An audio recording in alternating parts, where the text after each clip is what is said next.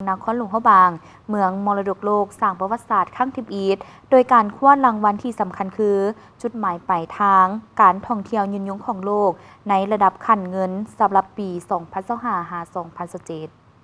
นครหลวงพระบางได้สร้างประวัติศาสตร์ครั้งทำอิฐที่สำคัญโดยการคว้ารางวัลจุดหมายปลายทางการท่องเที่ยวยืนยงของโลกในระดับขั้นเงินสำหรับปี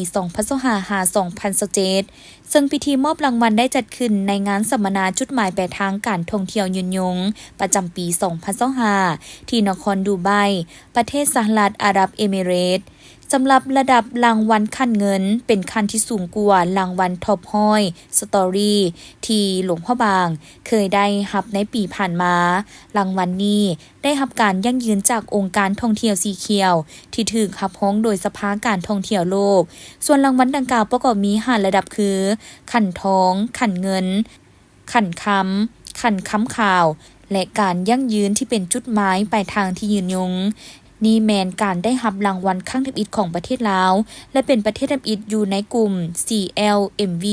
หรือกัมพูชาลาวเมียนมาเวียดนามที่ได้รับรางวัลดังกล่าวปริญญาเอกนางสุดาพรคมทวงศ์หัวหน้าแผนกวัฒนธรรมและการท่องเที่ยวแขวงหลวงพระบางได้เปิดเผยว่าแผนการในปี 2026แม้จะสุ่มใส่ปรับปรุงตามมาตรฐานเพิ่มเติมเพื่อขอการยั่งยืนในขั้นสูงกว่าในอนาคต